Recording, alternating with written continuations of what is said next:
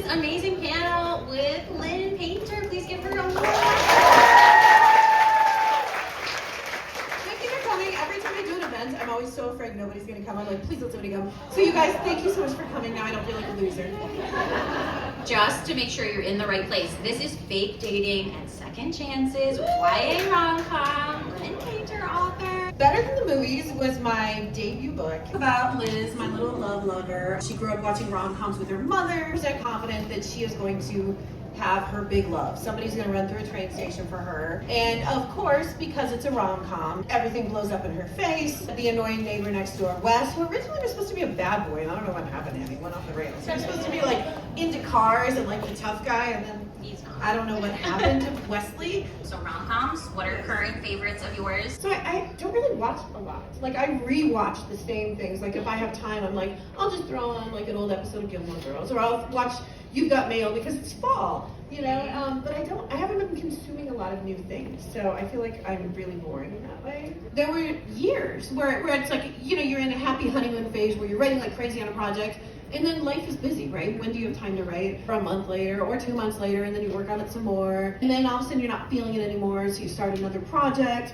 And I feel like looking back now, I'm like, I could have made this happen earlier. Since I write adult books for one publisher and my YAs for another one, it's been interesting to see the process because honestly, with my young adult books, I have been so lucky. The first sketch I ever saw for Better Than the Movies was essentially what the cover is. They were like, we have this idea of making it, you know, a theme off of rom-coms, having a couple silhouettes, and the only back and forth we had was like colors. You know, they get an artist and you go back and forth and you're like, I don't really like that idea. So I just lucked into my YA covers. When you're writing, you don't become your main character, but you're in their head so much that, you know, it's like a reader. You are that main character while you're reading it.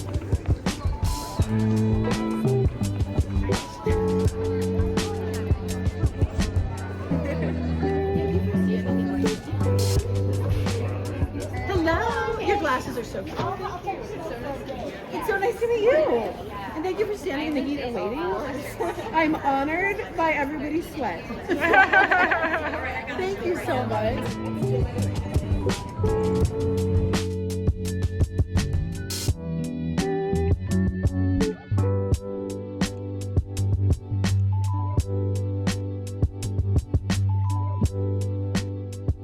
The idea of a moral means that there is an answer, and that I, as the wise author, know the answer, and I can impart that answer upon you. But the questions that I pose don't have easy answers. I don't want to pose questions that have easy answers. I mean, that's like low-hanging fruit. I want to be able to pose the questions that I can't answer myself. Telling the story is my attempt to explore the question. The one thing that I always want readers to be left with is a sense of perspective, of looking at a problem in a situation from different points of view that you might not have looked at it before. I also am of the firm belief that the moment that you think you have solved a complicated problem in the world, and the moment you're sure you have the answer, that's the moment that you become a part of the problem. The hard questions don't have easy answers.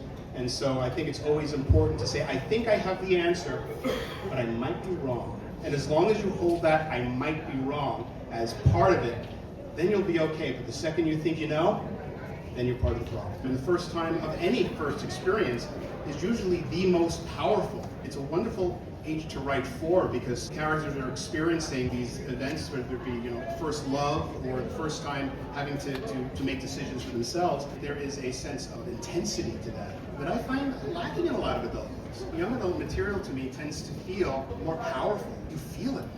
And it's one of the reasons that drew me to it. So many books that influenced me. First were the Lords, Lord of the Rings, and Lord of the Flies, Roald Dahl, Stephen King. Very eclectic tastes.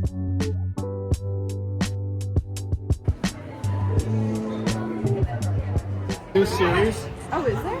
That Eric Elfman and I wrote, the Noah Files. The first one is I Am the Walrus. The second one is Shock the Monkey. The three books are song titles that have an animal in them. Oh, cool. So I Am the Walrus, Shock the Monkey, and the third one that we're working on now is The Dog Days Are Over. Purple, where did the purple go? There it is.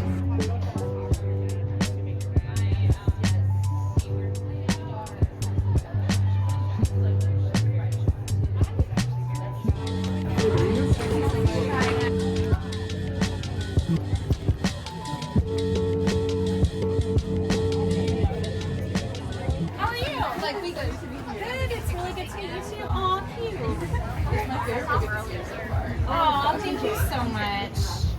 like, why do you like it? This book was a battle. Did I do that right? Bria? Okay.